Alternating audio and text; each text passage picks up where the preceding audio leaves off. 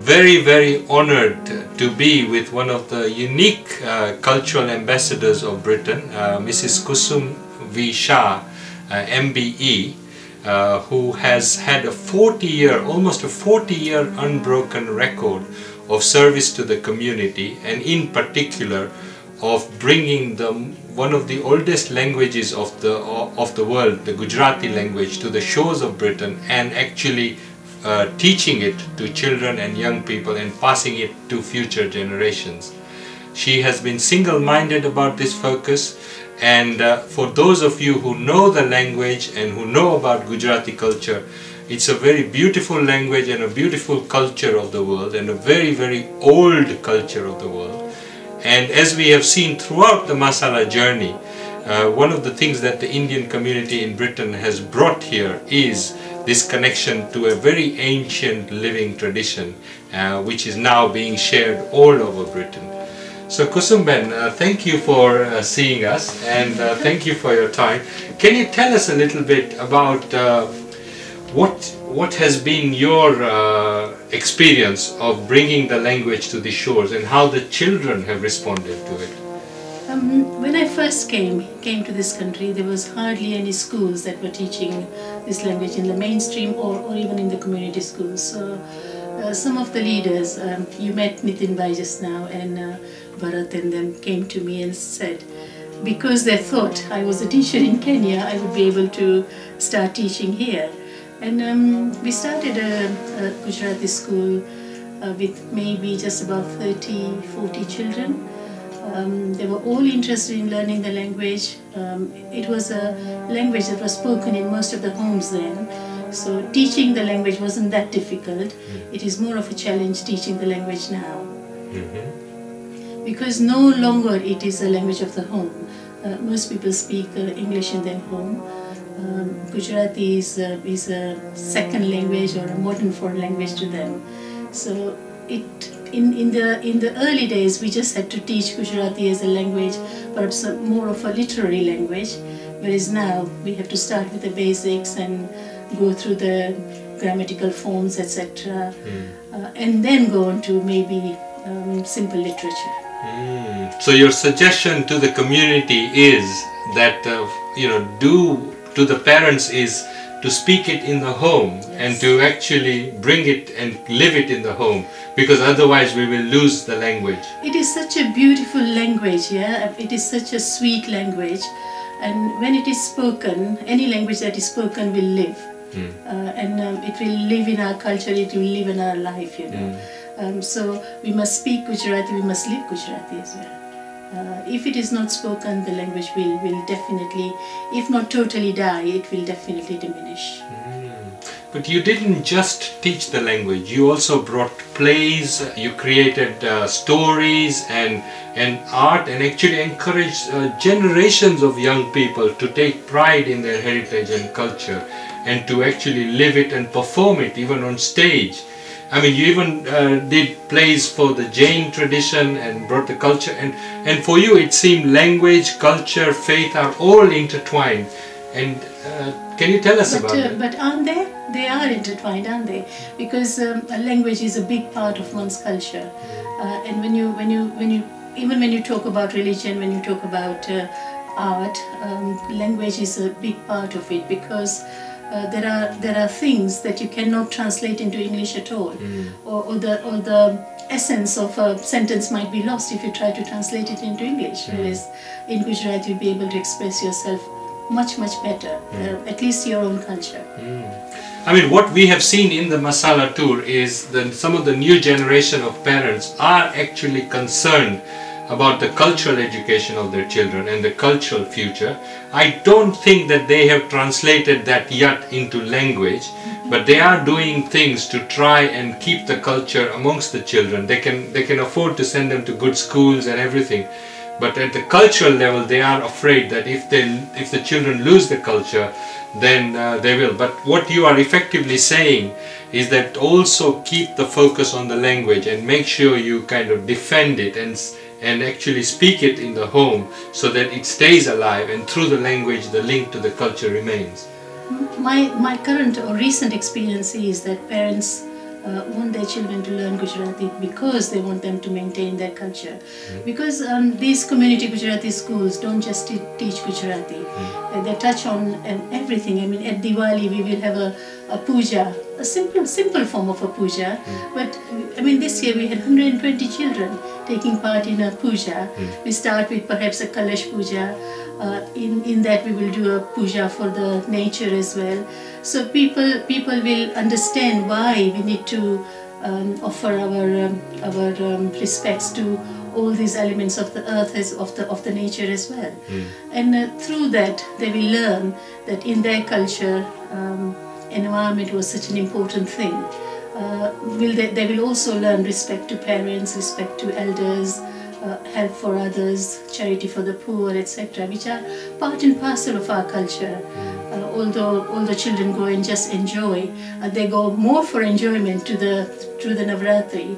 But we know that giving to the poor, even to think about the animals, Munga Praniya we say, is also a big part of our celebrating any festival or any good deed, really.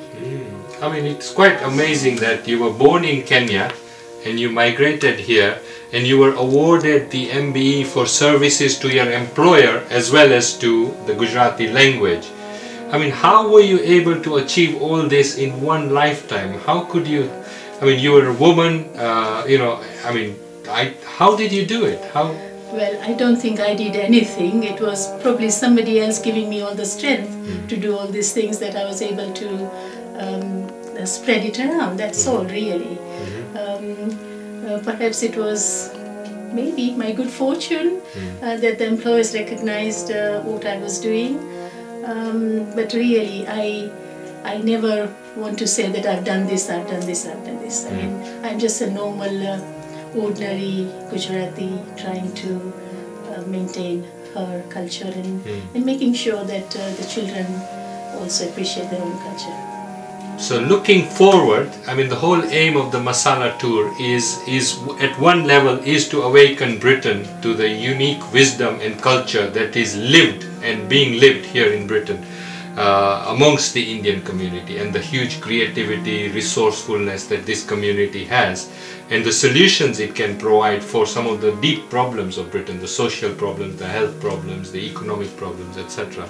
And I think we have managed to collect quite a wide range of stories in this regard. What would you say, looking forward, about Britain and language? You know, as a nation, should the nation make Gujarati an important language of study in all schools throughout Britain?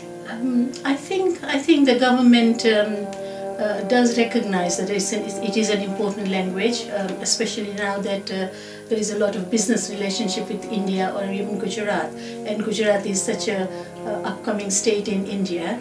And I think the exam boards are also trying to make sure that they offer what the children would like to do.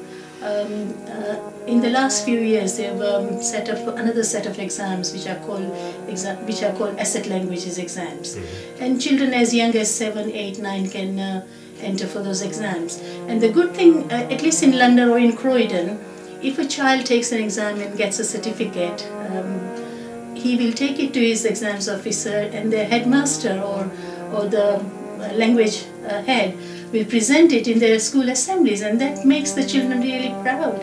So that's something we want to see. But I must congratulate Masala Tour as well for perhaps making Britain aware about the things that are important to us, but that can also resolve so many problems that are occurring in the society, in the British society today.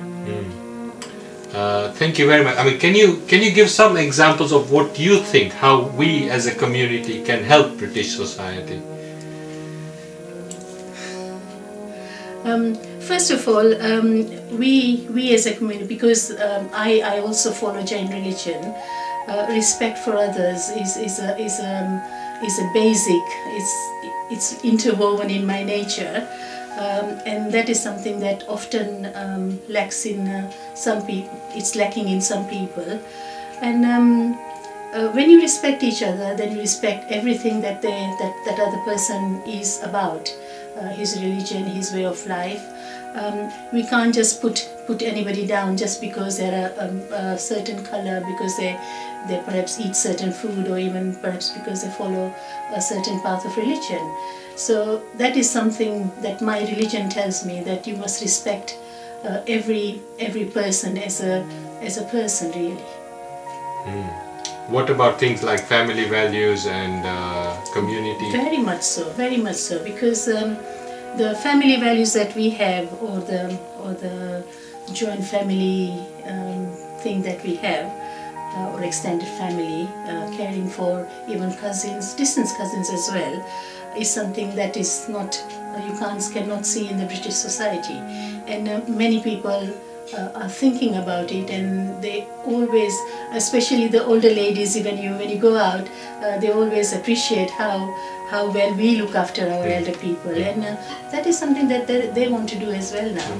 And the financial situation has pushed people to that direction, which is a good thing, I know, whatever the reason, but if people are pushed into having larger families, joint families, it will be good. What about women and motherhood? You know, the concept of motherhood itself is at the moment under strain, and in Indian culture and wisdom, the mother is like a living goddess, you know, and the sacrifices that the Indian mother makes to keeping the family together, to raising children, and the love, I mean, even in terms of the food, the hospitality, the warmth, etc., is phenomenal. And we are now living in a society where actually, you know, mothers have careers, and they are also, you know, there is a kind of calculation going on, as in what's in it for me. What would you say to that view? Well, I think women should just stop for a moment and think what their prime role is. Motherhood is such an important part of a woman's life, and once that time passes away, then that cannot be obtained back. Yeah, and I know careers are important as well, especially in these times when women study. Their education is in parallel with men, perhaps. But even then, I think women should stop for a moment and think about their families, their children, and make changes in their life to make sure that their duty to their children is not compromised.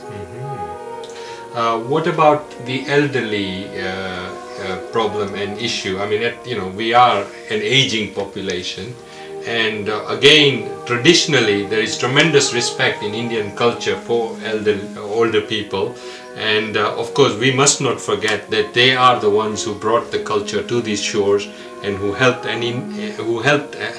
us to settle and do well economically and socially. What is the message in this respect for elderly people for wider Britain? Because at the moment all we see in terms of the discussion in the media about it is about pensions, whether they will get enough pensions. But actually old people don't just need money, they need love and caring. They need a lot of companionship. In Britain as well, you will find more and more homes for Indians are coming up.